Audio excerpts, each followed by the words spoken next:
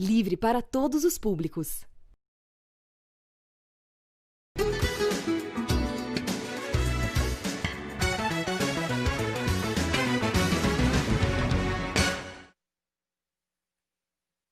Olá pessoal, boa tarde para todo mundo que nos acompanha, bom para todos, começando agora ao vivo na TVT, na Rádio Brasil Atual e também nas redes sociais, no youtube.com/RedeTVT e também no facebook.com/RedeTVT. Nas redes sociais você pode escrever aqui para a gente, mande comentários, sugestões, me diz de onde você está acompanhando o Bom para Todos, tá bom? Daqui a pouquinho a gente vai conversar com o Celso Amorim, que é ex-ministro da Defesa e das Relações Exteriores, vamos falar um pouquinho sobre como o Brasil está sendo visto lá fora e repercutir também algumas notícias relacionadas ao exterior.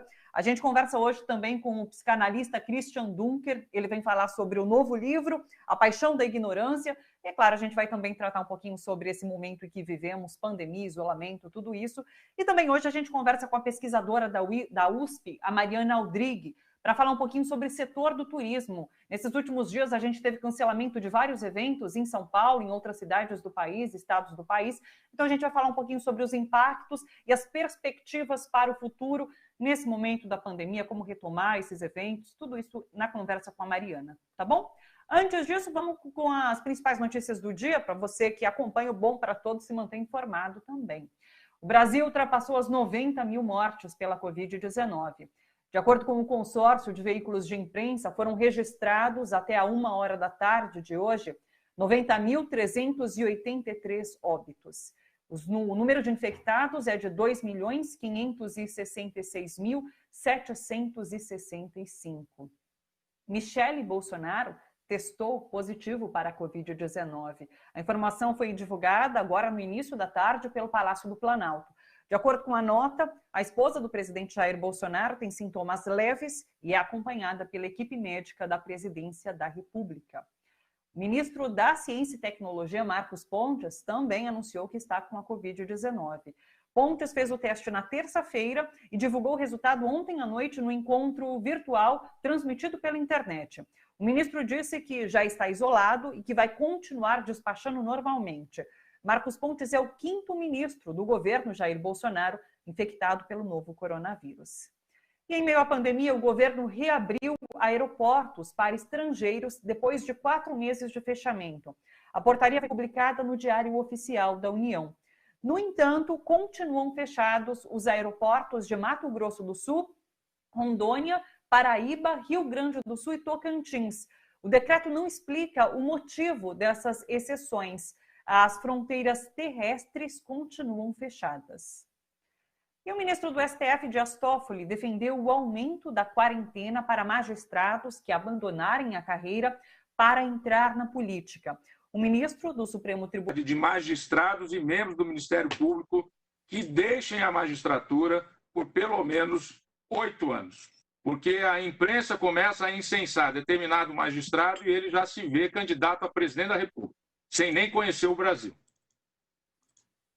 sem nem conhecer o seu estado, sem ter ideia do que é a vida pública.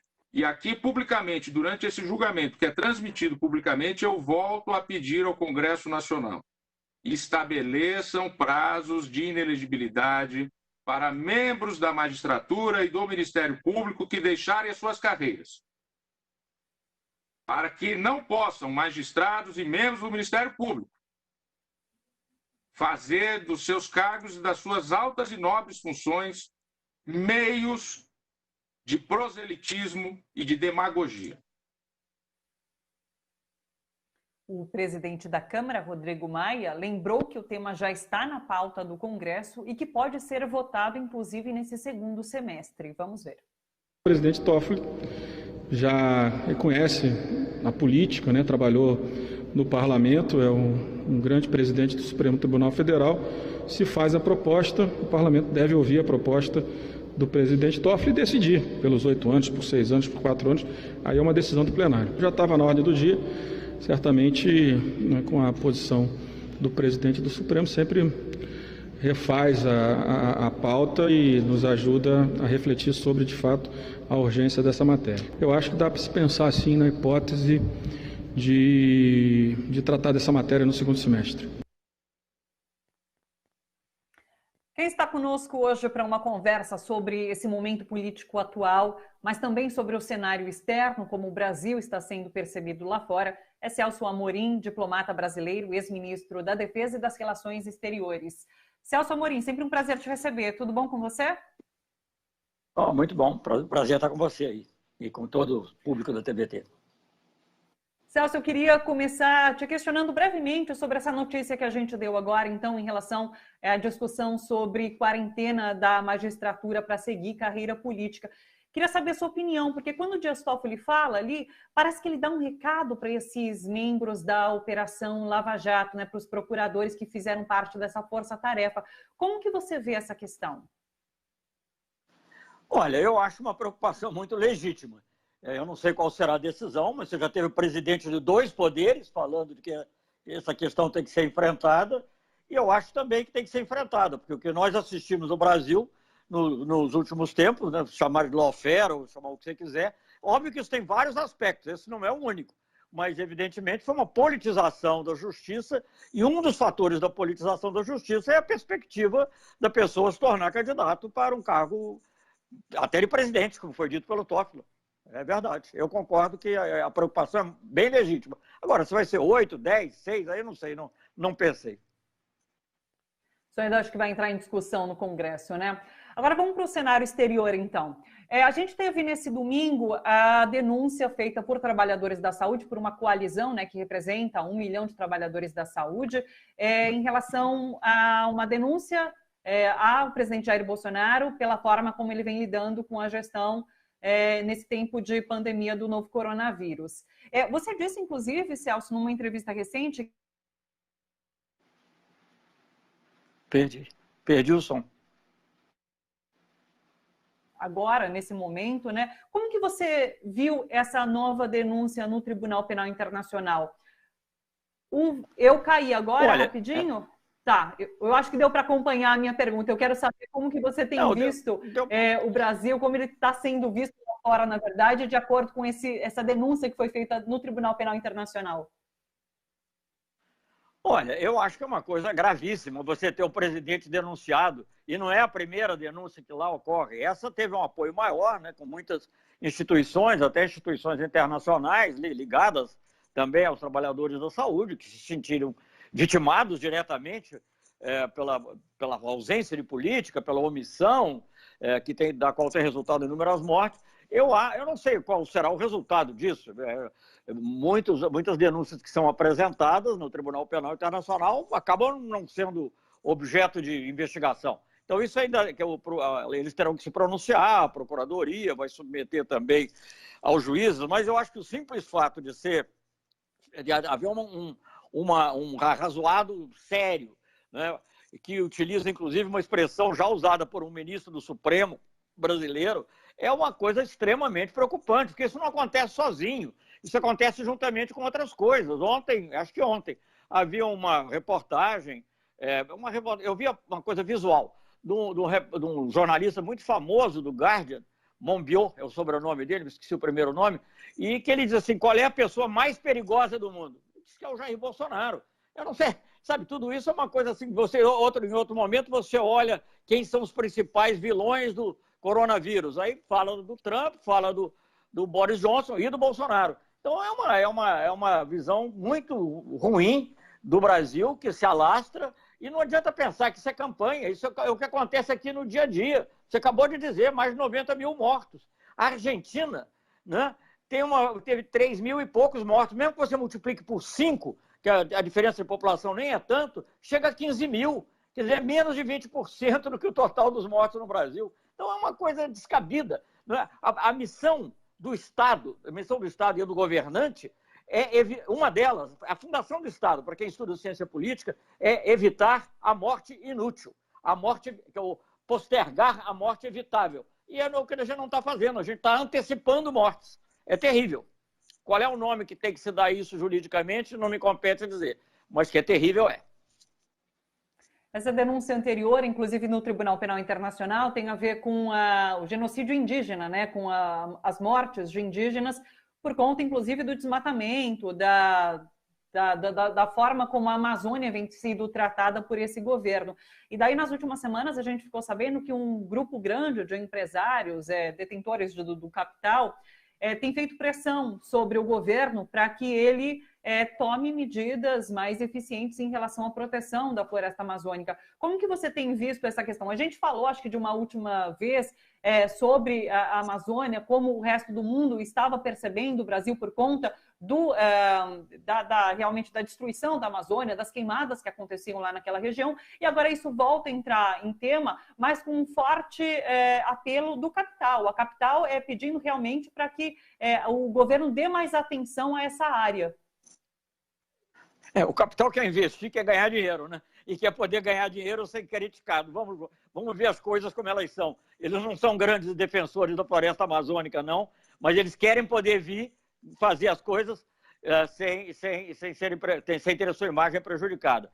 Olha, eu acho que o problema do indígena é mais amplo, né? Porque aí tem também, recentemente, os vetos, não levar água potável para os indígenas, né? Quer dizer, também a atitude leniente em relação a garimpeiros, tem uma porção de outros aspectos que estão mesclados com a questão da floresta, mas não é o único. Então, eu acho que tem que ser visto dessa maneira. Agora, essa questão da floresta e a mudança climática é absolutamente fundamental para o mundo. Quer dizer, o que eu tenho dito sempre, eu não sei o que vai acontecer, não tenho bola de cristal, felizmente, aliás, procuro me guiar pela ciência, pela opinião dos cientistas, mas inclusive na área política, o que é muito difícil, mas eu acho que, digamos, uma coisa que eu acho que é certa, eu não sei aonde vai o presidente Bolsonaro. Agora, o bolsonarismo, como ele estava sendo praticado, é inviável no mundo contemporâneo. Mesmo que o Trump ganhe, o que não é certo, mesmo que o Trump ganhe, isso vai se tornar cada vez mais inviável. Quer dizer, o Brasil festeja, o governo Bolsonaro festeja o acordo com a União Europeia e toma medidas que inviabilizam o acordo com a União Europeia. Eu não vou nem defender o acordo, mas mesmo dentro da visão deles, tudo se torna inviável. O Brasil consegue um milagre. O Brasil, como gosta sempre de lembrar o Paulo Nogueira Batista Júnior, é um dos poucos países, só 5, que estão sempre entre os 10 maiores do mundo. Maiores populações, maior território, maiores PIBs, né? Maiores produtos brutos. E só tem 5 países. E é um país que consegue se isolar. É quase um milagre isso. É um milagre às avessas. Né? É um milagre você conseguir que um país dessa natureza, dessas dimensões, fique isolado. Ninguém quer saber do Brasil. Nem os governos reacionários de direita ficam com o Brasil. O Ivan Duque da Colômbia faz uma reunião reunião virtual, imagino, sobre cooperação para o coronavírus, convida o Uruguai e o Chile, que também tem governos de direita, mas não convida o Bolsonaro. Então é um isolamento total, porque é o contrário do que acontecia com o Lula. Eu dizia, uma das grandes dificuldades como ministro do exterior era que todo mundo queria aparecer na foto com o Lula. E eu dizia, a demanda de Lula é muito maior que a oferta de Lula. Hoje em dia é o contrário, ninguém vai querer sair na foto com o presidente do Brasil. Não sei como será na próxima reunião, que não for puramente virtual, do G20 ou de algum desses órgãos, como será, porque é de fato algo muito forte. Eu nunca vi isso no Brasil. Na época da ditadura militar, nós estávamos mais afastados, o mundo era diferente. De lá para cá, a democracia não teve nada parecido com nenhum presidente.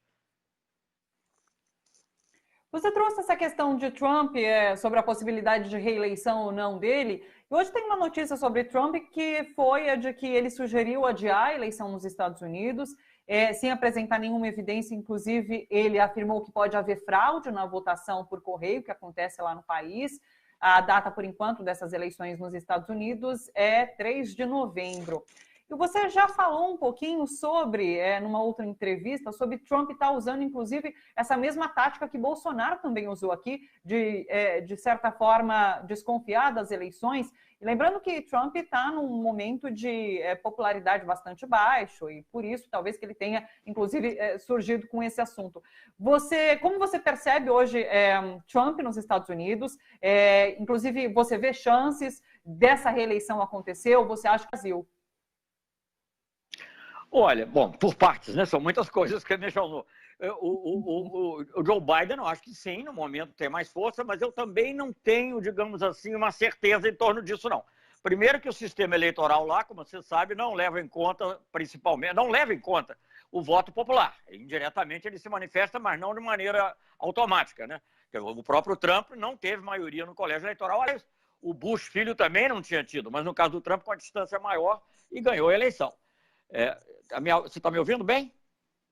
Estou. Então, digamos, uma parte da população negra que pode não gostar, ou trabalhadores que não se sentem representados totalmente, muitos são contra, mas não tiveram no Conselho de Segurança Nacional até pouco tempo, né, tiveram essa atitude. Enfim, então eu acho que o próprio comandante das Forças Armadas, que também esteve lá, depois se arrependeu, fez um vídeo, que eu acho muito difícil que lá possa haver um golpe mesmo do tipo que a gente teme que possa haver no Brasil.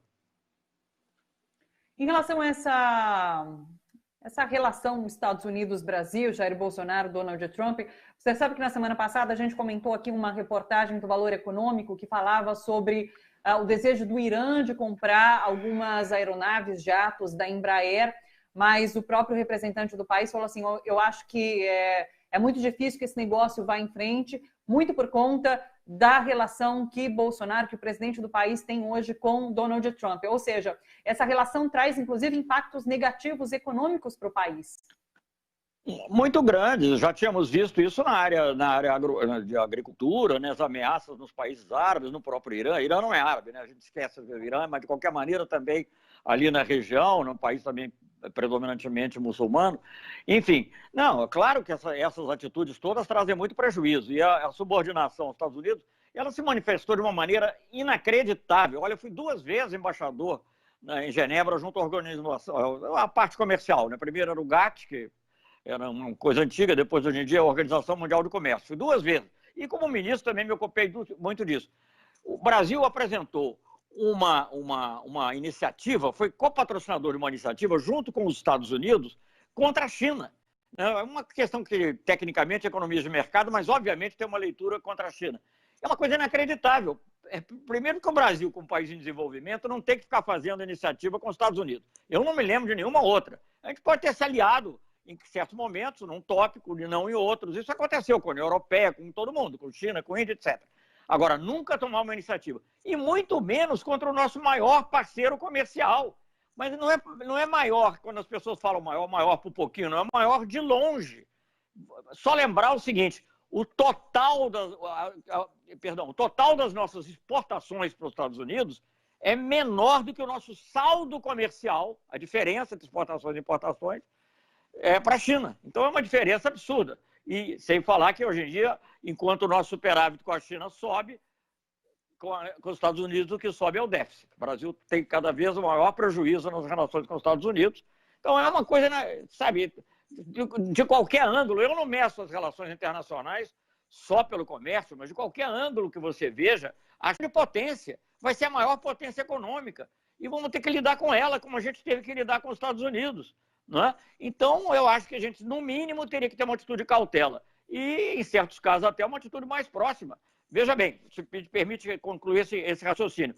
O Brasil tem a mais antiga parceria estratégica da China com o Brasil. Não foi no governo Lula, foi no governo Itamar Franco. Por acaso eu era chanceler também, mas nem fui. Isso era um processo que já vinha do governo Collor e tal, e se consolidou no governo Itamar Franco. E o Brasil teria tudo para ser o principal receptor de assistência técnica, de equipamento, de respiradores da China. Ao contrário, com as nossas atitudes, nós nos colocamos no fim da fila. É uma coisa, a meu ver, criminosa, porque tem impactos diretos sobre a vida das pessoas no Brasil. Não é uma questão de ganhar um pouquinho mais de dólares. Como também um prejuízo enorme que pode haver em questões como essa que foi levantada da Embraer, com relação ao Irã e muitas outras em relação a produtos agropecuários, também vai nos afetar profundamente, inclusive na nossa capacidade de importar, porque a nossa capacidade de importar é ditada principalmente pelo que nós exportamos. Isso não é só dinheiro, é a possibilidade de importar outras coisas. Sim. Deixa eu trazer um outro assunto aqui, para tentar te aproveitar ao máximo. A gente ficou sabendo hoje também, Folha de São Paulo traz Folha de São Paulo e o UOL, na verdade, trouxeram uma reportagem de que o Ministério das Relações Exteriores pediu visto de entrada à Embaixada dos Estados Unidos para que o ex-ministro da Educação, Abraham Weintraub, pudesse entrar nos Estados Unidos quando ele deixou, de fato, o Ministério da Educação. Isso daí consta num pedido de lei de acesso à informação. Então a gente fica sabendo que, de alguma forma, o Itamaraty atuou para facilitar a entrada de um ex-ministro. Na verdade, eles trocaram depois a data dessa exoneração, né? Entrasse ali nos Estados Unidos, que estava com as barreiras fechadas para qualquer estrangeiro. Como que você vê uma questão dessa? Olha, na realidade, eu não sei. O nosso Ministério das Relações Exteriores tem feito coisas tão absurdas que eu não... Por exemplo, agora, quando os Estados Unidos atropelaram um candidato brasileiro para o Banco Interamericano de Desenvolvimento, eu pensei que a gente ia reclamar, né? Uma nota do Ministério das Relações Exteriores foi elogiando. Foi elogiando. Eu nunca vi. Não basta você leva uma paulada e ainda pede mais. Então, essas atitudes do Ministério das Relações Exteriores são lamentáveis. Agora, eu acho que nesse caso ele deve ter cumprido ordens. Ele deve ter cumprido ordens lamentáveis. É a hora de um ministro poder ponderar com o presidente, mas o presidente tinha dito que ele ia ser... Nem sei o que aconteceu com isso, porque houve muita reação, mas ia designá-lo para um cargo no Banco Mundial. Acho que ficou uma área cinzenta aí, o Ministério das Relações Exteriores entrou nesse caminho da maneira que era de se esperar, aliás. Deixa eu te fazer, não sei se vai dar tempo, então talvez seja uma última pergunta, que é inclusive de uma pessoa que nos acompanha pelas redes, o Valdinês Cunnaquil Bispo. Seu sobrenome é difícil, Valdinês, tomara que eu tenha acertado. Ele perguntou o que você acha, Celso, do Bolsonaro no Nordeste. Lembrando que ele retomou essa agenda agora nos últimos dias, né? Hoje, inclusive, ele postou um vídeo nas redes sociais na Bahia. Ele que é recém-recuperado da Covid-19, mas estava ali sem uso de máscara num carro. O que você acha dessa visita ao Nordeste do presidente Jair Bolsonaro nesse momento? Olha, eu não acompanhei, mas eu tenho visto que ele tem procurado se valer, inclusive, de obras que foram feitas, não só iniciadas, mas 90%, outros quase 100% em governos anteriores, a começar pelo próprio São Francisco, né, pela canalização de São Francisco. Então, eu acho que isso aí é um oportunismo. Agora, ele está percebendo, e essa é a análise que se pode fazer, que, digamos que uma grande parte das forças que o apoiaram, sobretudo em classe média, média alta, estão se afastando. Oportunisticamente também ele está se valendo do auxílio emergencial, que na realidade na dimensão que é decorrência de uma proposta da oposição, do PT. Então ele está querendo se voltar para essas populações para aparecer como um líder messiânico que pode inclusive enfrentar, que é um pouco o estilo enfrentar a velha política. Eu acho que ele vai cada vez mais jogar nessa tecla, que ele já jogava, mas ele vai jogar mais. Veja bem, os líderes fascistas na Europa, eles eram populares. Ele não tinha a maioria, talvez, sempre da população, mas eram populares, com ações desse tipo, se valendo, às vezes, até das bandeiras da esquerda, só que eram mistificadas e mentirosas. Então, é um risco muito grande que a gente corre.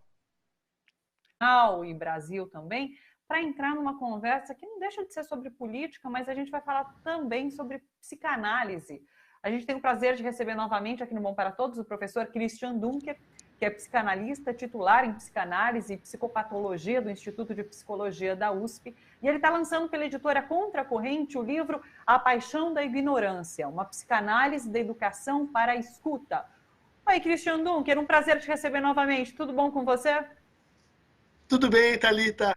Estamos juntos nesse momento. Agradeço pela possibilidade de conversar com você. A gente que agradece pela participação sempre aqui. Professor Dunker, eu queria que você começasse falando um pouquinho sobre o título desse livro, A Paixão da Ignorância. O que quer dizer isso? Olha... Quando a gente fala em paixão da ignorância, a gente também pode remeter a esse tipo de paixão. Perfeito, Thalita. Deu certo. Quando a gente pensou isso lá contra a corrente, né, queria agradecer o Rafael Valim, que está ajudando muito essa coleção. A ideia era produzir essa ambiguidade, né? De fato, é um livro que tenta enfrentar, e é uma coleção que se abre aí, para enfrentar o negacionismo e a paixão da ignorância nesse sentido que você captou, né? Quer dizer, de pessoas que sofrem com o complexo de Dunning-Kruger, né? Fenômeno psicológico de que quanto menos você conhece sobre um assunto de fato, mais você acha que conhece, né? Mais a sua ignorância adquire essa condição assim de soberba, né? De arrogância, e que está se engraçando no país, desde as fake news até a pós-verdade, até esse registro de vale tudo que a gente está enfrentando. Então é um livro e é uma coleção para fazer frente a isso, né? A barbárie que tomou conta do Ministério da Educação, do Ministério das Relações Exteriores, do Ministério da Cultura, né? É um título irônico e ambíguo propositalmente. E visa tocar corações?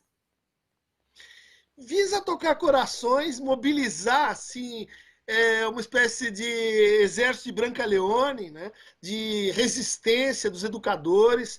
É um livro que propõe uma espécie de volta a Paulo Freire, sim, mas assim, diante das imensas dificuldades, um processo de inclusão, de acolhimento das crianças na escola, e que agora a gente precisa dar um novo passo, que é qualificar a conversa, qualificar o debate. Por que a escuta é importante nesse processo? Qual é o papel da escuta? Porque a gente precisa de uma educação que não esteja mais tão centrada, né, no papel assim de disputa pela palavra. Quem fala leva tudo, quem escuta está simplesmente assim na turma dos passivos, suspeitos, né? A gente precisa ensinar as pessoas a escutar. A escuta é um gesto de despir-se, é um gesto de hesitar a exercer o seu poder, é um gesto de renunciar a exercer seu poder e transferir e supor que cada um de nós tem um saber, tem uma hipótese de mundo, tem uma leitura de mundo, e que essa escuta do outro é aquilo que me enriquece, porque traz uma diversidade, né? Porque traz um outro ponto de vista. São ideias um pouco simples, um pouco óbvias, mas que convém ressaltar nesse momento, né? Em que todo mundo fala e, é óbvio, ninguém se escuta, né? Em que a linguagem digital produziu um outro tipo de conversação que é compreensível que isso tenha acontecido, mas agora chegou a hora de reverter esse falocentrismo, né, da fala, e valorizar mais a nossa capacidade de escuta. Como é que a gente pode ter uma educação para a escuta também, não só para a fala? Professor, deixa eu aproveitar a sua presença aqui para a gente falar um pouquinho desse momento que passamos em relação a esse número altíssimo de mortes. A gente já ultrapassou 90 mil mortes pela Covid-19 no país. Nessas últimas 24 horas foram 1.500 mortes, é um número assombroso. E, de certa forma, o que a gente tem visto, percebido, é que há uma normalização dessas mortes no país hoje. E daí eu queria conversar com você sobre o impacto no consciente da população, no subconsciente da população, ao normalizar essa situação, esse número de morte altíssimo, sem que autoridades lamentem de alguma forma essas mortes que acontecem. Qual é o impacto? Isso é muito ruim, porque é uma situação que envolve um trabalho, né, para a gente fazer frente ao traumático, para a gente lidar com o luto e para a gente lidar com a angústia que essa situação toda cria. Mas na medida que vão passando os dias e a gente tem assim uma certa contabilidade das mortes, que as mortes vão virando números, vão virando curvas, vão virando assim tendências.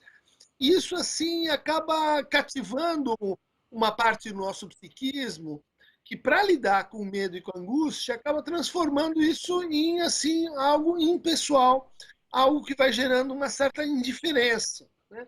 Então eu vejo, e eu não lembro que são 1.500 famílias, e eu não sinto aquilo como 1.500 mães e pais e filhos e destinos que são completamente atravessados por uma injunção dessa doença, né? E eu acabo não lembrando das circunstâncias terríveis que é o falecimento num hospital, em UTI, entubado, em que você não consegue conversar com as pessoas, em que você não consegue se despedir, nem deixar a sua última mensagem, né? E do lado do pessoal que está na saúde, de como lidar continuadamente com isso, né? Isso a gente sabe, quando o sofrimento é muito agudo, é muito intenso e muito repetitivo, a gente cria uma espécie de camada de isolamento, de colchão para dizer, olha, não vai acontecer comigo, isso está lá no hospital, isso lá em Manaus, está lá agora no interior de São Paulo, né? Isso não me afeta, né? Isso é muito ruim, porque, no fundo, vai se naturalizando uma atitude, vamos dizer assim, indefensável, uma atitude que é de fato, né? A gente tem essa discussão se é um genocídio ou não, né? Mas há um cálculo, não sei se você está a par, de que 10% das mortes no país podem ser atribuídas às atitudes inconsequentes do nosso presidente. Curralzinho, gripezinha, cloroquina. Quer dizer, a situação é grave, mas 10% de 80 mil são 10 mil pessoas, né? Tem outros fatores, tem a precariedade do nosso sistema, tem o sucateamento do SUS, tem as condições que são as nossas, né? Os nossos limites, mas 10% é muita coisa. Isso, uma hora, o Tribunal da Razão, né? O Tribunal da Ética vai ter que ajustar as contas, né? Com imperícias na arte de governar, como a gente viu aqui, que tem consequências desastrosas de pôr a gente nesse patamar, vamos dizer assim, que o Brasil não merecia. A gente podia ter feito melhor, né? Não sei se você sabe, vou te dar um furo interno, de quando a vacina de Oxford ficou pronta, entraram em contato com o governo brasileiro e disseram, olha, nós temos 50 milhões de vacinas para vocês aqui, mas vocês têm que me responder em um mês. A improbidade desse governo, a falta de eficiência desse governo deixou passar um mês e o Brasil perdeu essas 50 milhões de vacinas, por simplesmente ser incapaz de responder a uma demanda, né? A gente sabe disso pelo universo universitário, né? Mas e aí a gente perdeu esse primeiro leilão, daí foi se abrindo para os países e agora fechou, graças ao esforço da Embaixada Britânica, né? Que lutou muito para conseguir fechar esse acordo. Quer dizer, há uma política, uma necropolítica, né? É um descaso, é uma coisa assim de vamos deixar morrer. Não vamos trazer os respiradores, vamos fazer uma corrupção na compra de cloroquina, né? Isso vai se esclarecer, é uma questão de tempo, mas o Tribunal de Nuremberg vai chegar ao Brasil também. Tanto é que quando você coloca isso de que vamos deixar acontecer, a gente vê se formando uma sensação de que é cada um por si nesse momento. Eu já até conversei aqui com médicos, né, sobre esse novo normal ser o cada um por si. E daí isso acaba gerando, de alguma forma, professor, um certo egoísmo nas pessoas. E quando a gente fala em vamos passar esse momento para a gente se tornar pessoas melhores, acho que a gente vê acontecendo ao contrário. Cada um por si pressupõe que as pessoas vão se tornar mais egoístas. Mas aí, de novo, a gente tem um fato que é atinente à educação, né? Acho que tivemos um primeiro momento em que a política sanitária tinha que impor uma alternativa entre ou você fica em casa e segue quarentena, ou você fura a quarentena e sai de casa, né? Eu acho que nós estamos num outro momento que é muito mais difícil, porque ele exige, ou exigiria, um trabalho de educação em massa, para dizer para as pessoas, olha, a gente quer sair, a gente quer se dar algumas atividades em certos lugares, em certas cidades, em certas ruas, em certas atividades, nós vamos ter que trabalhar juntos, né? Nós vamos ter que fazer uma avaliação de risco, que não é individual, que é coletiva, né? Que é daquela família, que é daquele grupo, que é de quem pode, por exemplo, agora pensando no retorno às aulas, né? Os professores deviam ser consultados, né? Quem é que pode voltar ao trabalho, quem não pode. Essa negociação, essa repactualização pela palavra, ela não está acontecendo, principalmente em nível federal, o que é péssimo. Então, você mantém uma restrição que está sendo assim furada pelos próprios representantes simbólicos, né? Pelas próprias autoridades simbólicas. Por outro lado, você não oferece as condições para que as pessoas avaliem seu risco, que tome o risco com a máxima prudência possível. Professor Christian Dunker, Participa mais uma vez aqui com a gente. É sempre muito legal conversar com você. Você consegue colocar em palavras muitas das nossas indignações, professor. E deixa eu falar mais uma vez do seu livro. Está sendo lançado pela editora Contracorrente, chama A Paixão da Ignorância, uma psicanálise da educação para a escuta. E está disponível já para quem quiser. Professor, muito obrigada, viu? Obrigado, Thalita. Convido todos ao lançamento oficial nesse sábado, lá no site do Christian Dunker, né, do YouTube. Quem quiser, a gente vai falar sobre o livro e sobre o próximo livro da coleção que está sendo organizado pelo Rinaldo Voltolini e pela Rose Gurski. Obrigado, Thalita. Tchau, tchau. Obrigado. Um beijo grande para você, professor. Até uma próxima. Vamos lá. Deixa eu ver se eu tenho comentários aqui. Tem sim, tem um monte de comentário. Vocês que nos acompanham pelas redes sociais, mande comentário aqui. O Ricardo Ferreira está falando assim, manda os parabéns para minha mãe Beatriz Ferreira, completou 61 anos ontem, sempre acompanha vocês aqui comigo. Um beijo para Beatriz Ferreira, parabéns pelos 61 anos e muito obrigada pela companhia, Beatriz e Ricardo. Um beijo para vocês. A Rosinha de Minas está dando parabéns, obrigada, Rosinha. Iraninha Morim, ela falou estarrecedor, somos o gado indo para o matadouro. Margot Miguel falou, adoro o Dunker, linguagem objetiva, ainda mais sobre Lacan, me representa. Fernando Ferreira falou, grande Dunker. TT Curumim, adoro o Christian Dunker. Maria Gabriela Camacho, é um prazer imenso ver e ouvir o Celso Amorim. Volta, Celso. O Carlos Henrique Prat está aqui com a gente, Orlando de Tatuapé, falou que alívio ouvir alguém culto, politizado, com toda a justiça, o melhor chanceler do planeta em relação ao Celso Amorim. Bom, vamos para a nossa última conversa. A gente vai falar um pouquinho agora sobre o setor do turismo. Isso porque, deixa eu pegar aqui as informações, nas últimas semanas, não é nem nas últimas semanas não, né? Essa semana, nesses dias, não sei se ontem ou anteontem foi anunciado o cancelamento da Oktoberfest de Blumenau, blocos de rua desfilarão em fevereiro. A parada do orgulho LGBT já havia sido adiada para o segundo semestre, agora também foi cancelada. E esses dois eventos, junto com a prova brasileira da Fórmula 1, que também foi cancelada pelos organizadores, são os eventos que mais trazem turistas e dinheiro à capital paulista.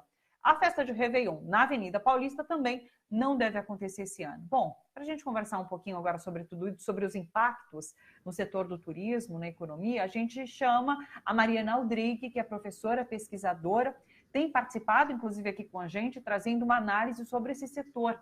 Oi, Mariana, tudo bom? Sempre um prazer te receber. Oi, Thalita, tudo bom? Obrigada, boa tarde a todo mundo que está com a gente. Mariana, fala pra gente, de fato parece que não é de se surpreender esses cancelamentos e adiamentos de grandes eventos nesse momento. São decisões importantes, têm um impacto, mas tem a questão da saúde pública que precisa ser levada em conta. Enquanto a gente não tem uma vacina, esses eventos de fato não podem acontecer, né? Exato. A gente tem acompanhado os cancelamentos e respeitamos a questão da decisão pela saúde pública. O que nos preocupa é a empregados, formais e informais, a gente não pode esquecer dos informais, nos preocupa demais. A gente vai ser provavelmente o setor não só mais afetado, mas com muito maior tempo para recuperação e retomada de fato. Então, enquanto todo mundo provavelmente comece 2021 bem, o turismo só volta em 2023, 2024. Você faz uma crítica em relação a falas institucionais, de fato, de o setor poder entender como se dará essa retomada, como esses trabalhadores poderão sobreviver durante esse momento, já que o auxílio emergencial foi estendido por alguns meses a mais, mas a gente não sabe se ainda vai durar, por exemplo, até o final desse ano, né? Exatamente. O setor de turismo, eu vi que você mencionou a Oktoberfest, e no caso é assim, a gente tem mapeado, já são 571 atividades econômicas com alguma relação com o turismo. Essa informação de que são 50, ela é bem antiga, já foi desmentida. Mas, de qualquer forma, dessas 571, pelo menos 200 atividades econômicas geram empregos diretos ligados a turismo. Se a gente tira a movimentação de turistas, e turistas não é só de lazer, tem muita coisa de negócios, a gente vai criar desemprego em massa, ou seja, uma padaria, por exemplo, não vai fechar porque não tem mais turistas, mas ela demite porque menos gente vai frequentar ali, se for numa localização que tenha, por exemplo, um centro de convenções. O fato é, não conhecemos até agora uma proposta que venha ou das cidades, ou dos governos estaduais, ou mesmo do Ministério do Turismo, que sinalize, olha, a gente sabe que as coisas ficarão mais difíceis e nossa proposta para amenizar toda essa situação está desenhada desta e desta forma. Só de curiosidade, ontem foi anunciada a abertura das fronteiras internacionais do Brasil para turistas estrangeiros. E a dúvida é, que turista estrangeiro viria para o Brasil agora com esse contexto de descontrole da pandemia, ou seja, sem nenhuma informação de segurança? É esse tipo de dúvida ou de confusão que tem vindo das autoridades que estão envolvidas com turismo hoje. Ou seja, para esse setor é muito difícil pensar em como sobreviver a esse momento. É o que se coloca agora. Exato. Se a gente falar do turismo pensando em sobreviver como turismo, é quase uma manifestação de fé e de esperança. O que a gente vê? O pessoal dos hotéis tentando trabalhar especialmente com alimentação ou com uma movimentação mais local de turismo de negócios, o pessoal de eventos indo muito para a produção cultural e essa questão da digitalização, mas quem trabalha com viagem mesmo, operação, agência, mesmo as companhias aéreas, tendo que recorrer aos bancos e outras instituições de crédito para tentar sobreviver pelo menos mais 4 meses, até que se haja uma sinalização mais positiva. E muitos dos trabalhadores indo para a informalidade, pessoas que foram demitidas nesse momento ou que estão paradas indo para a informalidade, né, Mariana? Sim, se já não fossem informais, né, se já não estivessem em algum contrato informal ou temporário, que era bem característico de eventos e de turismo de lazer, possivelmente migraram até de setor. Então, a gente também perde em mão de obra qualificada, né? Por mais que fossem pessoas de baixa remuneração, sabiam o que estavam fazendo. Então, na hora de voltar à atividade do turismo, a gente fica na dúvida se essas pessoas voltam para suas posições ou se teremos que contratar novas e treinar. Então, já tem mais um gasto em função dessa não gestão, dessa má gestão do que seria a condução do setor de turismo. Você colocou essa data de 2023 para que o setor possa, de repente, se recuperar. É isso que você conta nesse momento, que só realmente em 2023, de repente, que o turismo volta a se estabelecer num patamar que a gente via até antes da pandemia aqui no país?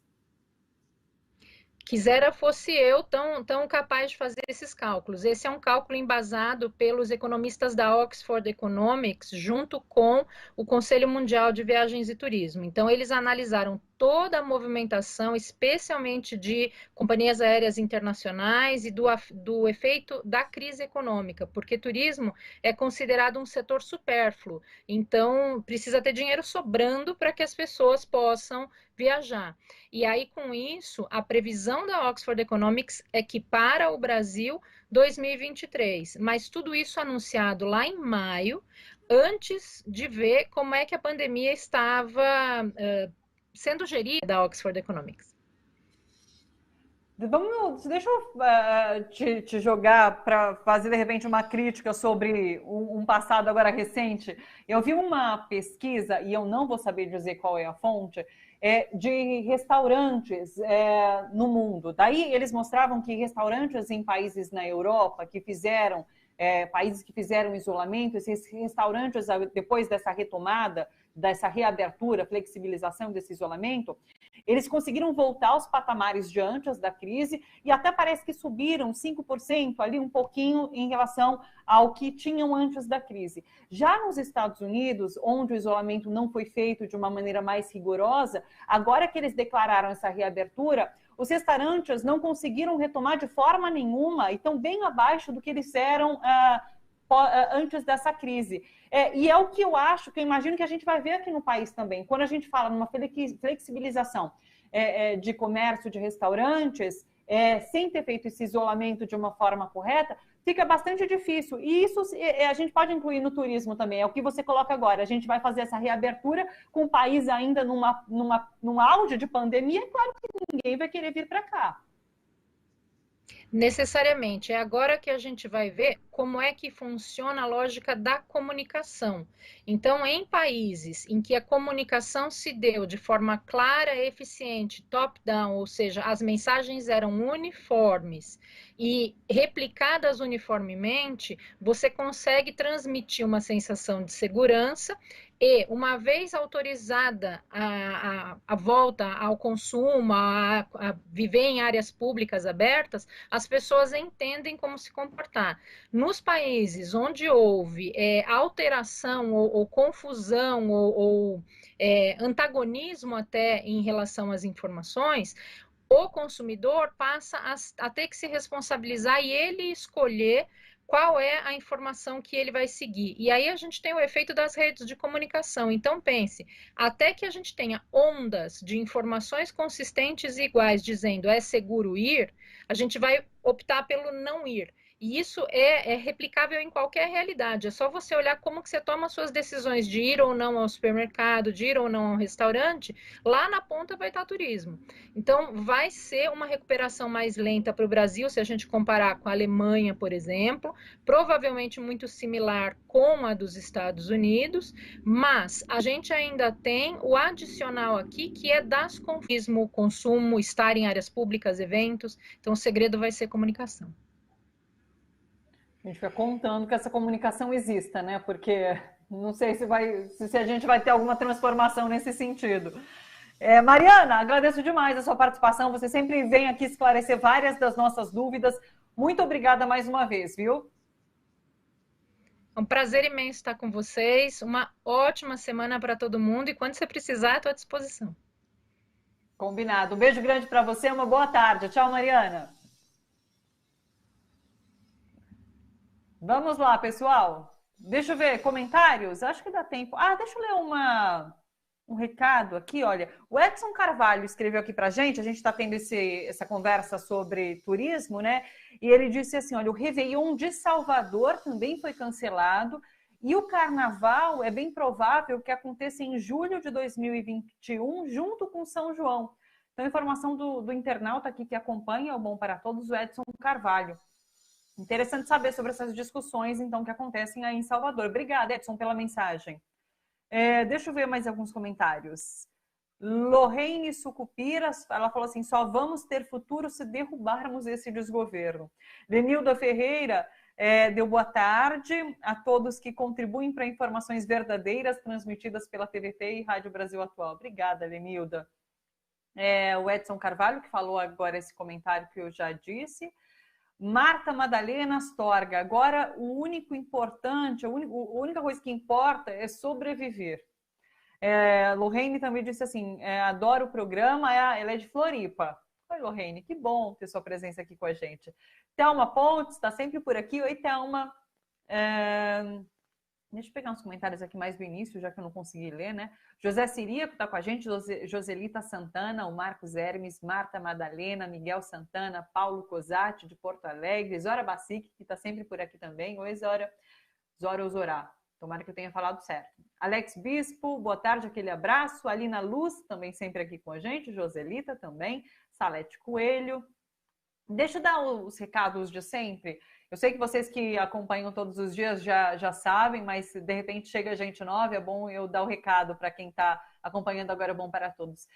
O nosso site, youtube.com/redetvt, lá você pode se inscrever para sempre receber notificação quando o Bom para Todos entrar ao vivo, e você também pode se tornar membro, daí você faz uma contribuição, são R$ 7,99 por mês, para ajudar a TVT, a Rádio Brasil Atual 98.9, e também, é claro, esse projeto de democratização da comunicação. Então, não deixe de se inscrever, claro, e se você quiser, você também pode se tornar membro. Quem acompanha pelo YouTube e Facebook também curte o nosso vídeo, porque daí essas plataformas ajudam a alavancar para que mais pessoas tenham acesso ao nosso conteúdo também, tá bom? A gente teve mais comentários aqui. Uma contribuição. Maria José Teixeira fez uma contribuição no nosso canal do YouTube. Muito obrigada, Maria José. A gente agradece demais.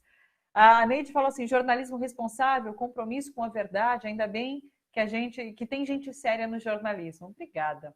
Alessandro Florencio, Ricardo Ramiro, Rita de Cássia, a Joselita Santana falou assim, a Mariana é excelente com os esclarecimentos, hoje foi top 3, top as 3 entrevistas. Eu também adorei os 3 entrevistados de hoje, foi muito bom o programa realmente. Modéstia à parte, né? Eu gostei muito, sempre gosto muito de conversar com os nossos entrevistados. Deixa eu dar o recado também sobre o nosso Catarse, catarse.me/tvt. Você entra no nosso site de financiamento coletivo e daí você pode fazer uma doação. E daí fazendo uma doação no nosso Catarse ou se tornando membro do nosso canal do YouTube, você ganha 40% de desconto nos livros da editora Expressão Popular. Essa é uma editora, para quem não conhece, que é bastante próxima aos movimentos populares, aos movimentos sociais. E os livros, inclusive, trazem essas temáticas, tá bom? De lutas sociais, de construção de um mundo mais justo, de uma sociedade mais justa. Então, são livros super interessantes. É só dar uma olhada no catálogo lá no site da editora Expressão Popular e ter acesso a esses 40% de descontos doando pelo Catarse ou se inscrevendo no nosso YouTube. Se tornando membro do nosso YouTube, na verdade. Convite para vocês também acompanhar o programa Entrevistas hoje à noite com o Juca Kfouri, às 9h45, e hoje o entrevistado é Luiz Nassif. Então eles vão bater um papo sobre esse cenário político atual, Luiz Nassif sempre afiadíssimo, o Juca também. Então acompanhem hoje mais tarde entrevistas às 9h45 da noite com o Juca Kfouri e o Luiz Nassif. É isso, pessoal. Quero agradecer a companhia de todos vocês essa tarde. Amanhã a gente está de volta, amanhã sexta-feira. Eu espero todos vocês por aqui, pelas redes, pela TVT e pela Rádio Brasil Atual. Combinado? Beijo grande, uma boa tarde, até lá. Tchau, tchau.